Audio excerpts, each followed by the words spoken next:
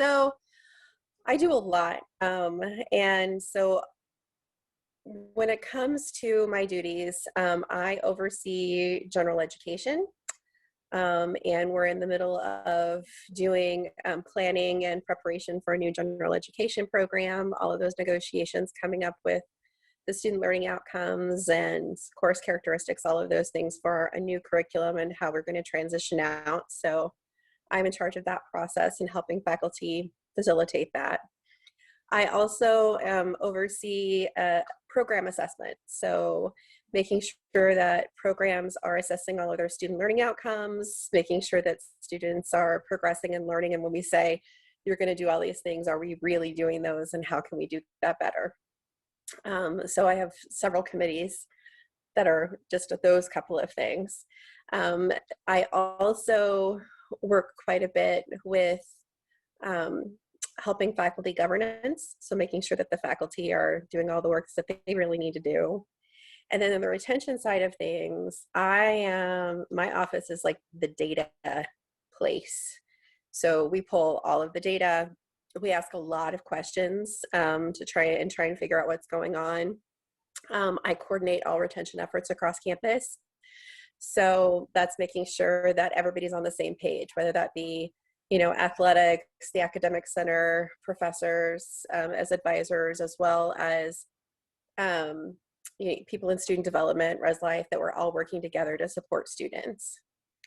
And every time a professor or somebody on campus is concerned about a student, they'll put in an alert.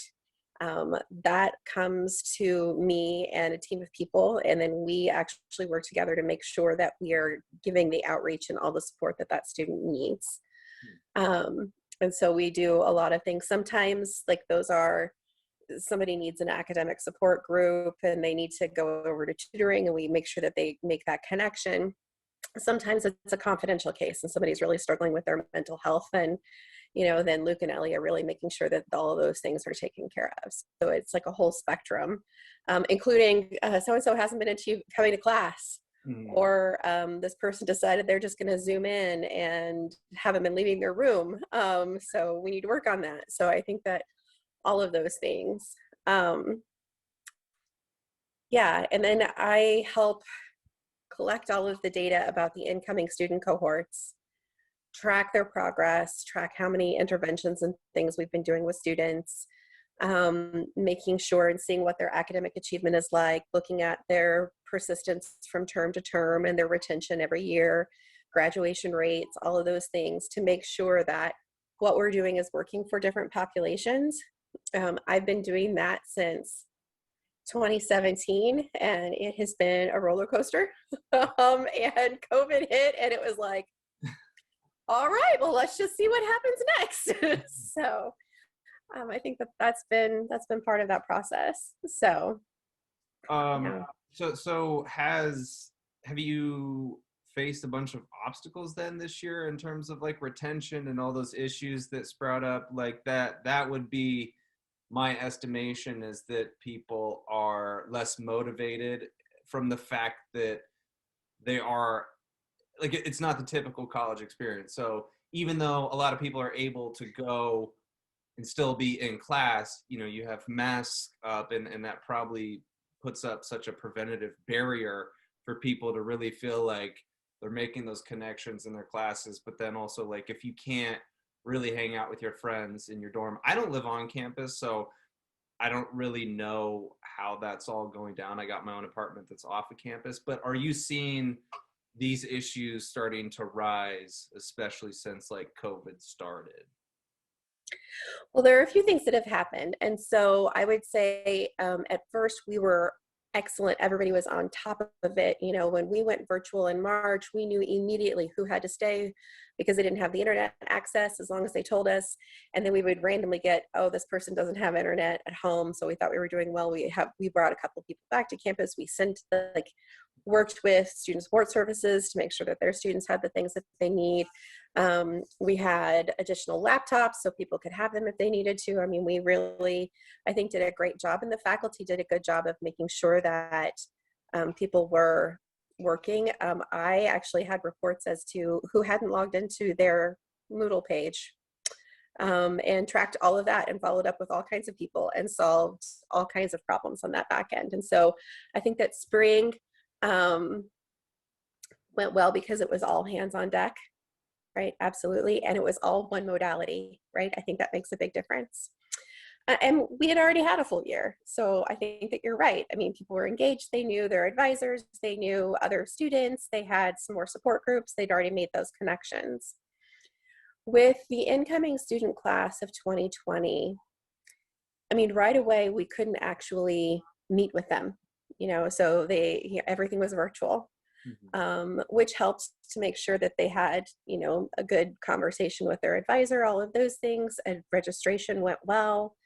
We had lots of virtual events to help get students oriented to the different things that they would need to know about coming to campus, and created like an online orientation Moodle page for people to do. But then again, engagement, you know what that's like. I mean, you're like, yeah, I'll get to that. And some students did, and some were ultra engaged. Like we had, I would say most students were very excited, pretty engaged, and we were, of course, all hopeful about where are we going to be in August. So I'm on the crisis management team. So when things went, I mean, we were meeting, I don't even know how many times a day. And you'd make a decision in the morning, and then by the afternoon, it was just like, well, that's not going to work. I mean, all of those things. And then helping with all the plans for fall, all of those pieces. We really wanted to prioritize to make sure that the classroom experience could happen. And our students told us that that was really important, that they were not happy with online, that they really missed the in-class engagement. And so we really tried to make sure that we could have classes on campus. That's not possible for everybody because of health concerns and all of those other things. But I think we did a good job of mapping everything out, making sure all classrooms were socially distanced. I mean, there was a team of us and we all went through and we taped every single classroom, all of that blue tape. That's us working on it, all of those seating charts, making sure that they're all handed in and all of those things. I think that went really well. And everything I think went really well for students. Went with Welcome Week. It was socially distanced. It was really weird, but people seemed to be pretty engaged. And then I would say about week 2 or 3 of the semester hits, and you know that the honeymoon period starts to get over, and you're like, oh, so this is what this is going to be like, right? And we were ultra cautious. I mean, I have to admit that we were pretty conservative on campus about what could happen and what couldn't, because we didn't know how things would spread. We had just started testing. We didn't have any data. We didn't know what was going to be going on, what was safe, what wouldn't be safe. And so I think that one of the sad things is that we were all working really hard, but we didn't have as many engagement opportunities, even socially distanced, that students really needed. And so there was a lot of kind of disconnection. You felt like you were with your roommate, right? And you could eat with them, and eventually one other person could come into your room for each one of you, but that's really it. And so you would go to class, sports quit happening, right? All of those things were called. And so there wasn't a lot more. And so I think that you're right in that motivation was really hard. But I also think that everybody was trying to figure out, what is this really going to be like? Yeah. And faculty were teaching face-to-face and online at the same time, all of these things. And that's a lot. I mean, you're, trying to figure out how those things work. And that's when I think students started kind of falling through the cracks, right? In ways that we've not seen before, right? Yeah. Because we're so in tune and so face-to-face and so engaged and also vibrant as a campus, we weren't able to do all of the things that we would normally do in order to help students and help make sure that they're supported. And we try to do them in new ways, but I think that because we were so cautious, we missed out on the number of engagement opportunities that they really needed. And we took advantage of outside as much as we could, right? Yeah. Let's go outdoors, let's do all these things. And of course, now we're in Iowa. Yeah. No. And you can't really, I mean, you could try, but it would be horrible. You can't go outside today and socially distance with your friends and play football or any of those things, right? I mean, you can't go out and go for a walk or all of that kind of stuff. And so about midterm, we started realizing that there were some new students that were really struggling academically, but hadn't been reported as having problems. Mm. And I think it's because everybody was juggling too many things, right? We're all juggling so many things, and then there are only so many hours in a day. And nothing's really automated right now with our systems. You really have to go in and do all of the work and all of those things. And so midterm grades came in, and there were several students that were under a 2.0 GPA that we had no clue were having problems. So that's where things started getting interesting, I would say. Do you think that it's going to get worse and like as time goes on? And do you think it's also a little bit unfeasible to like continue down this path because kids are going to continue to just struggle and struggle even more, given the fact that like we don't know when this thing is fully going to be over? Like we can't definitively say right now, like when is the time that we're going to be able, like, be in person for one, but take off our mask and, you know, be Right. able to shake hands and hug each other and get that college experience back. Right. And I think that the college experience has probably fundamentally changed, but maybe not as in many ways as we had thought. And Yeah. so we learned a lot of lessons. We learned that, you know, we really need to go back to some of those automated things and really try and make systems more user friendly, and that we need to invest in some of the systems that do things automatically. So we could pull out to students and just send them a message to their phone and say, how are you doing today? You know, instead of, you know, sending an email and then waiting and saying, are you going to actually check your email? Are you know, all of those things? Or the CA is like knocking on your door. I'm like, hello, do you exist? You're in there, that kind of thing. So I think that there's that piece of it. I think that we've found a few tools that I think will definitely help us in the future as we're working on it and thinking about next year. But it takes a long time to get those things set up. We also have been able to make sure faculty understand and remember during various specific times of the semester to say, hey, who's struggling, who might need help?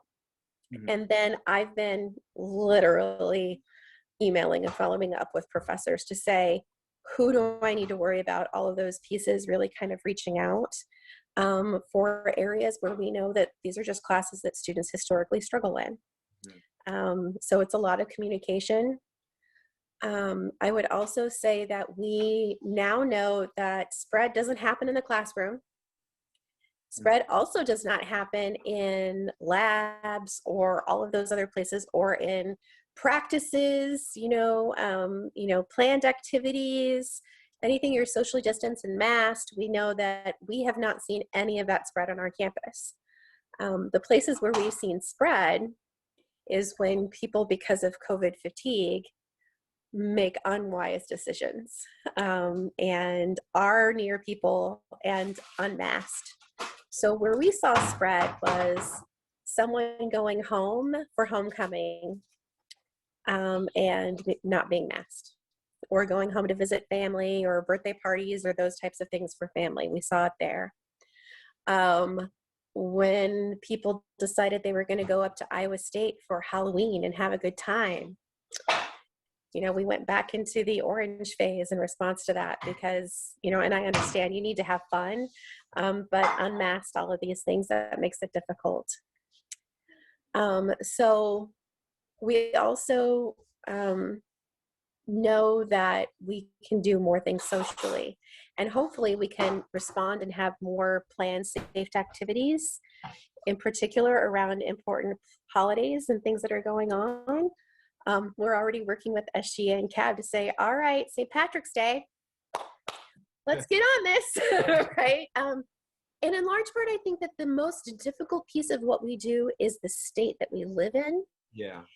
And how we are really good at our bubble, and everybody has done a fantastic job, and you're all wearing masks and all of these things, but you leave campus. And of course you leave campus. You leave campus, you go home, you engage with other people, you leave campus to work, or get high chai or whatever is going on, right? And those are things that you need to do, but no one else is masked, right? You're out in that community. Bad idea to go to bars with groups of 20 to 30 people, right? Those types of things. And so I think that we have to try and provide different alternatives um, as much as we can. Yeah. And also know that students are going to be students. I mean, I remember college, St. Patrick's Day, I was going to go out and do something. I was like, yeah, but let's at least wear a mask, right? I mean, those types of things. So, Do you think um, also from the fact that we don't have a spring break this year that factors into, I mean, probably that, like you said, that COVID fatigue and people just kind of being done with things? Because usually that's like that break in the semester, right, where you're like halfway through and you've exerted a lot of effort, but you need a break. And instead, and I mean, I get the principle behind it of like, all right, hey, let's just push this thing through. We started the semester on January 20th, to just try and like get through it as fast as we can, essentially. Do you think that factors into that COVID fatigue? Like students. oh, I think that it definitely does. We learned in the fall when we didn't have fall break, like the wheels came off everywhere and we were all exhausted, like Yeah, faculty, staff, students, we all hit that wall, right? yeah, And we tried to build in some breaks. So, we've got a long weekend coming up. 26th, there are no classes. So there's a 3-day weekend there. yeah. We kept Easter break because we're like, well, that's another 3-day weekend built in. Do I wish there was another one in March? Absolutely. I absolutely do. But I also think that we're getting better about working with students and the students to actually think, when is a good time for me to just say, I need to take that mental break? Yeah. Counseling services or religious life, everybody having these conversations of, we don't really have a spring break, but maybe you need a spring day. And hopefully it will be gorgeous and sunny and you'll be able to go outside and all of those things. But let's do it in a way or at a time where it's not going to affect you academically. Mhm. Because let's not choose a day where it's like right before a test or on a day you have a test or all of those things. And so um, I think that those kinds of things are really important. Um, and I think that you're right, not having that was a hard decision to make Yeah. because it was, can we reset our bubble or not? Right. Mhm. And also, is there anywhere that people could really go? I mean, that was the other piece of it. We were looking at it, we're like, well, I'm pretty sure baseball's not going to be going to Florida this year. Mhm. All of the things that are going on, knowing that all of the sports were going to be so condensed and that we had every single sport happening in spring, trying to plan for that, there wasn't a place where we could really find where we could kind of have that break because of those realities. Yeah. Um, but I don't think that will be the case. I think we'll probably always have class on Labor Day from now on out. And as a retention person, I love that. Let's just keep doing it because the last thing we need is for the new students to be on campus for a week and then go home. Yeah. We want you to be on campus and keep going. I know it kind of sucks, but we'll see how those things go. Um, I don't think that it's going to continue being the way it is. I really do believe that, I mean, we're going to maybe have more socially distanced classrooms and use our spaces in different ways, right?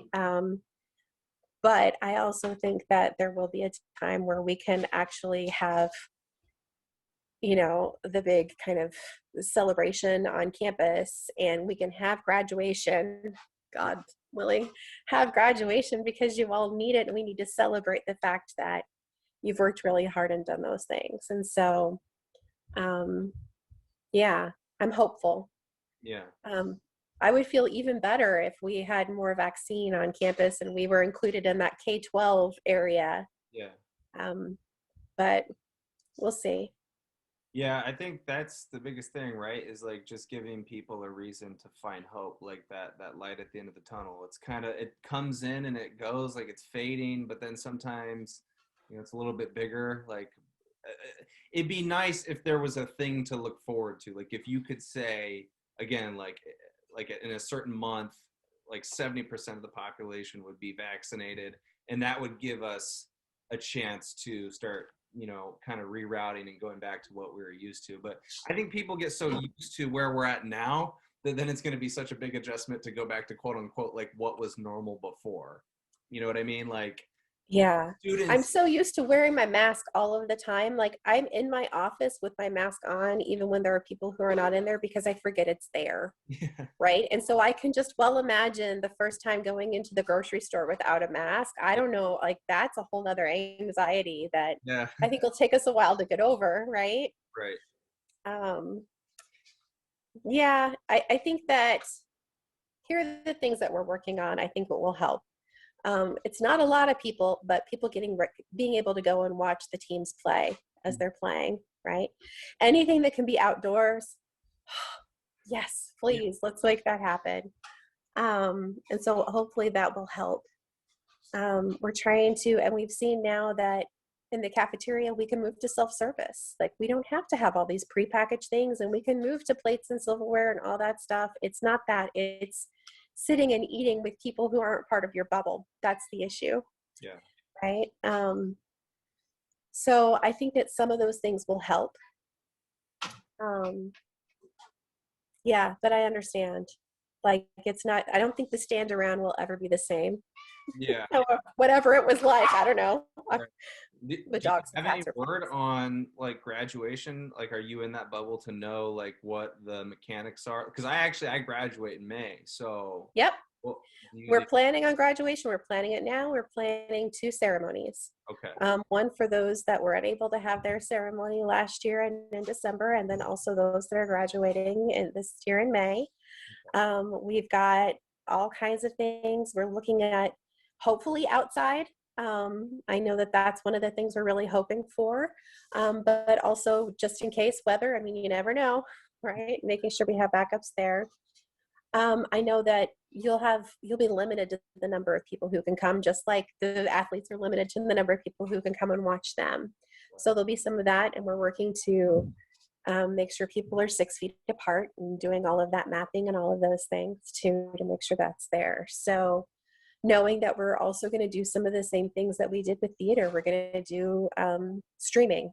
So anybody who can't be there in person, they can be there online and celebrate in that way, which is not exactly the same, but at least you can kind of be there in some respects. yeah.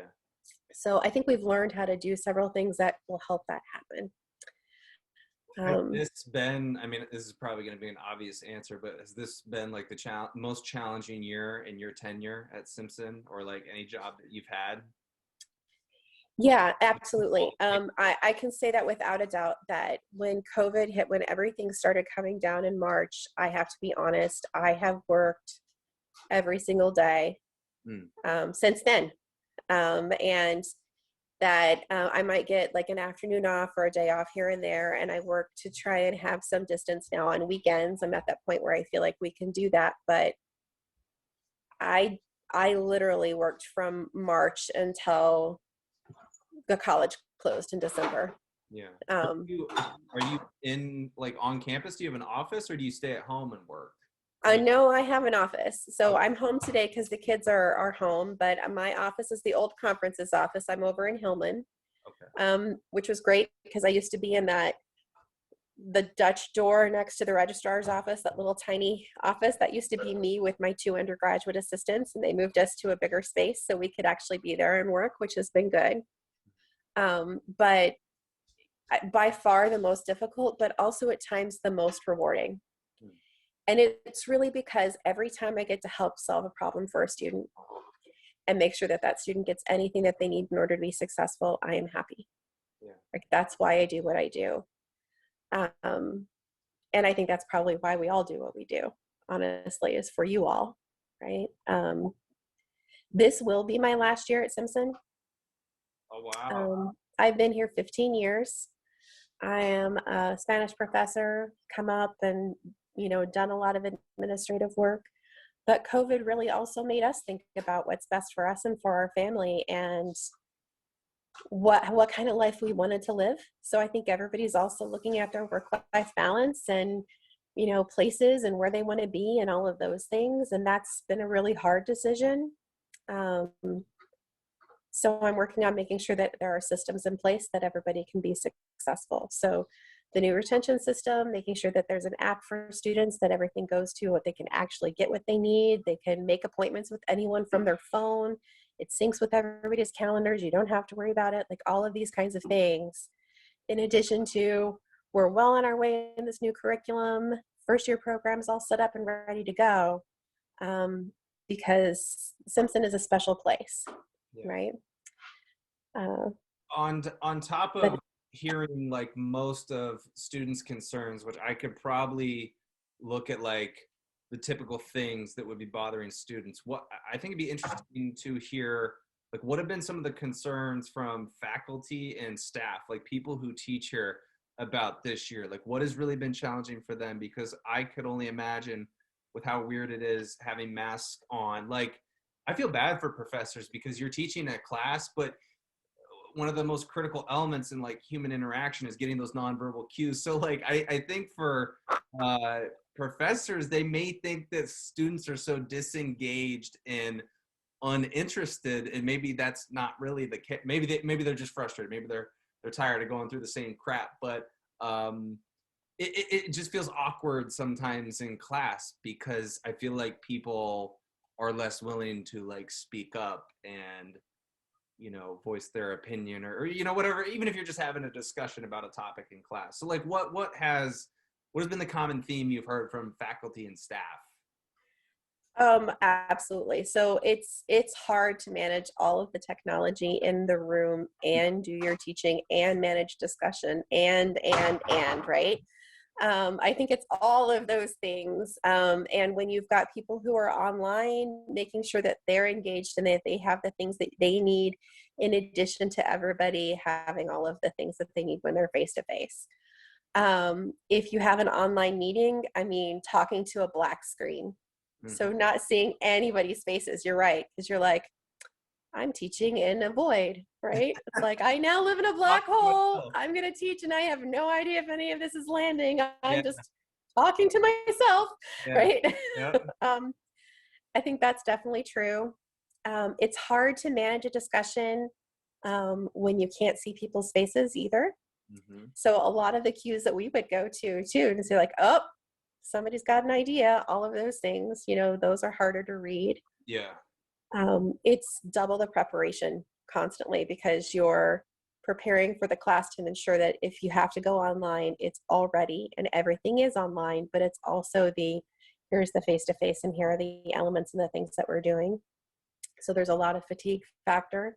yeah, When the technology doesn't work, you're totally screwed. yeah, And when the Wi-Fi goes down, you're like, the eye twitch starts, right? You're like, okay, it's gonna be one of those days.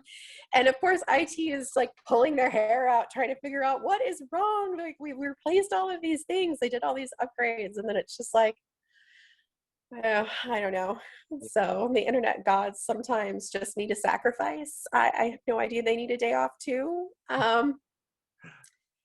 Really impossible to have work-life balance, right? So um, and mental health care as well. So I would say we've done things with counseling services for faculty and staff too, to say, how are you doing? Zoom fatigue is real, yeah, yeah, it's so real. And all of my meetings are in Zoom, like every single one of them. And so I will have meetings from 8 o'clock in the morning until 5 o'clock at night. And every half an hour to an hour, it's a new group of people, but I'm still sitting at my desk, yeah, right? So we miss seeing each other. I think we're trying to build in some more things. Trying to figure out how to be healthy in all of this is the constant battle, I think, for all of us.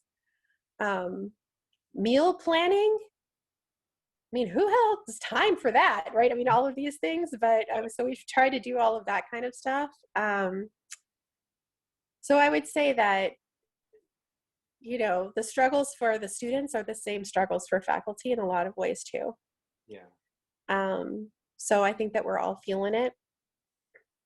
And now the double masking thing, which now the CDC says you should double mask. You should have a KN95 underneath another mask on top of it. And that, I think that that's something that's also hard. I feel like whenever I do a class or I go in to teach to somebody, or, I do an MVP training or something like that, I am screaming at the top of my lungs in order to get people to hear me. Yeah, yelling to And then I'm like, okay, you know.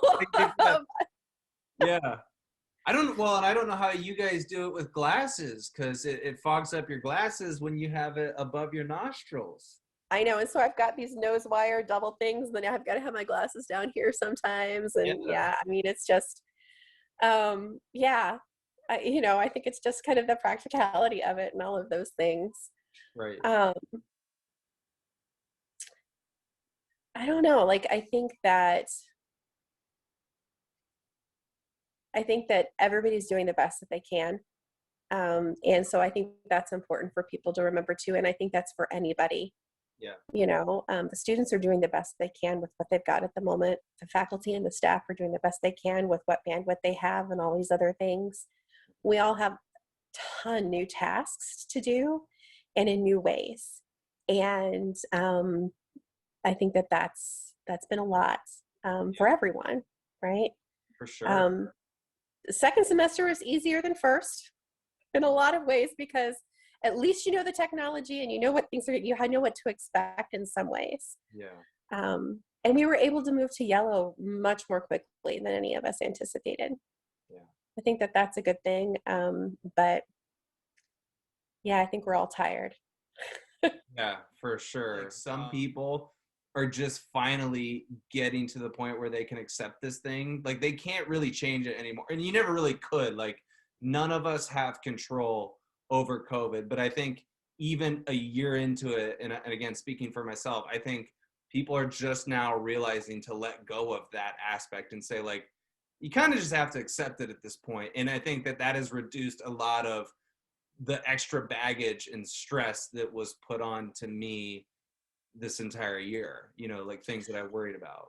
It's very much a US American thing. I mean, I have to be honest, we like to think that we have control over everything, Yeah. right? And that things Yeah. are going to be a certain way. And so when we plan future, or we plan that things are going to happen, they will. Yeah. Right? It has to be this way. And so that's also part of the struggle culturally. I think that that's the other piece of it. And I think that's also why you see resistance of people saying, no, no, no, no, no, we don't need masks. We don't need any of these things. And it's because you need to feel like you have control over something. So let's control this, whether it's for your good or not. Yeah. I think that that's just part of it psychologically. But yeah, I mean, I'm just thinking about some of the speech and debate students. I don't know if you have spoken to any of them and the first year students, but Mo Marks is fantastic. She's on the speech and debate team, and Mo is just a star, but she's also, it's her first year. I really think that she would be a good person to talk to, and pretty honest about what it's like. Several of the students that I know and have talked to through like the Gear Up Iowa program or through first year seminars are really struggling to meet people and make friends. And coming to college to meet people just in period is a scary thing, especially if you've lived in one town your entire life and your friends have been like since birth. Yeah. Right? Yeah. Yeah. And so that's really hard. Getting involved in anything is really hard. So trying to figure out when clubs actually meet. Yeah. And how you get on that list, right? It's like, I don't know. And right? and again, going back to the experience aspect, like even though you be a part of a club, a lot of again, it's all on Zoom. So a lot of people probably don't feel like they're getting anything out of it, or at least what they wanted to like actually be in person and interact and connect with these people and not have restrictions, Right. I mean, I was going to join a fraternity, and at some point I was like, well, it would be fun, and I think it would be a good experience, but it's not really going to be what I'm looking for, especially since I wouldn't even be living on campus. And just a week ago, a few of the guys that I got to meet in the frat, like they got COVID. So, they're going to be out for 2 weeks, and you can't go over there. You don't want to be around that. You don't want to No. think yourself. Exactly. So Yeah. it's like, what do you do? What can you do? Well, and then the other piece of it is, I mean, think about this. Like, so tennis and golf could actually participate in the fall. I don't, I mean, they're the only sports. Mhm. So I don't know how that actually went, or what it was like in any way, shape, or form.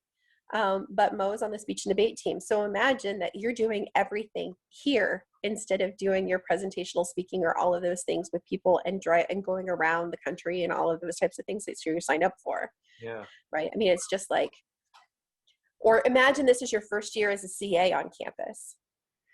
Hmm. You're trying to get people involved. Yeah. And how are you going to do that? Right. I mean, I think that there's lots of interesting takes for it.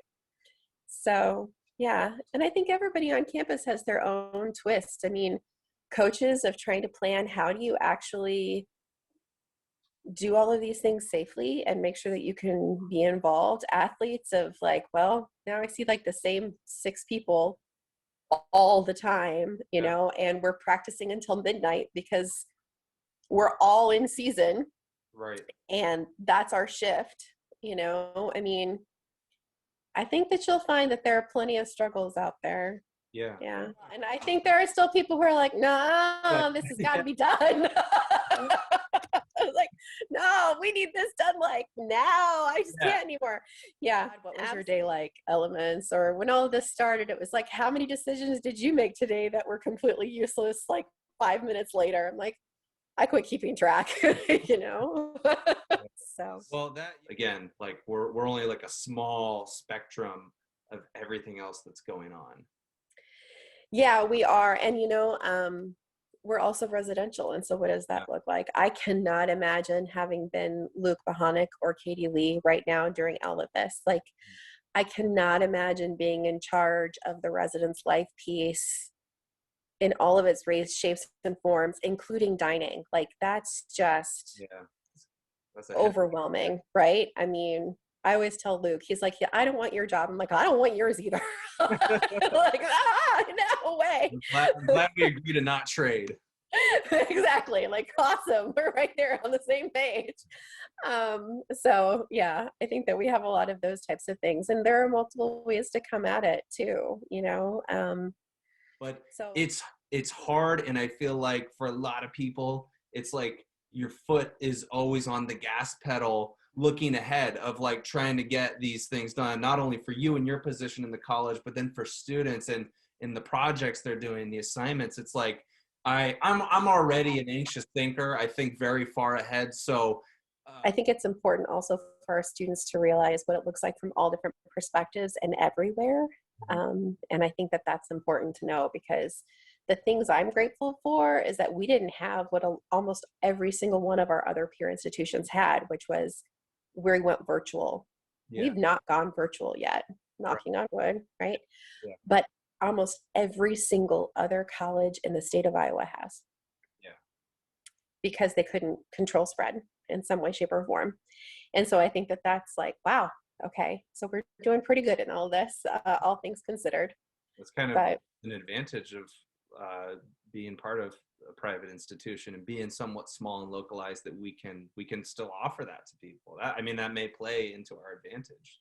I think it does. But even BV went virtual, Wartburg did, Yeah, Central. Like, I mean, everybody had like, oh, nope, we're locking down, we're going red. I'm yeah, like, well, I just keep waiting for the other shoe to drop, every day. We get our reports every day and we get together for our meetings, and it's like, okay, God, what's this week's positivity rate? And what does that look like, and how are things going? But yeah, a universal thing. Everybody's gone through it. Everybody's had to face adversity, struggles. I mean, a lot of people have had to look at themselves introspectively and dig deep, because now we're not around people. I mean, really all you have is yourself and the ability to adapt. And although all of this last year has sucked, I think that's a really important lesson, is that we're learning how to adapt on the fly almost every day. Like you said, with the crisis management team, like things seem concrete one day, and then the next day it's a whole different set of circumstances that you have to unravel and talk about and come up with a solution to. And it's going to change. That's That's exactly right. Well, and then we're having conversations like, okay, so let's talk about summer camps already for 2021. And I'm like, well, we can, but I mean, Yeah. like, well, let's come up with at least a decent plan and then Yeah. we can change it again later. I Yeah. mean, but we're all at that point now where you just have to laugh at it and be like, all right, well, we can try. Let's see what happens. Yeah. And I think that's true pretty much everywhere, that everyone that you'll talk to will be also at that same, like, I don't know, we're figuring it out. But at the beginning, it was like, what the hell are we going to do? And I have no clue. Yeah. And there was a lot of mourning, right? So people were really like, there's a lot of mourning when you're planning. I mean, Luke and I were going to take students to Italy and Spain. And we knew pretty quickly we weren't going to be going anywhere, even if everybody else was. We were like, well, Yeah. okay, so that's not going to happen. What are we going to do? So Yeah. we'll see what happens, but good luck. Thank you. I appreciate it. I'll let you get back to your other duties, and hopefully you don't get stranded in the cold today, because that would not be good.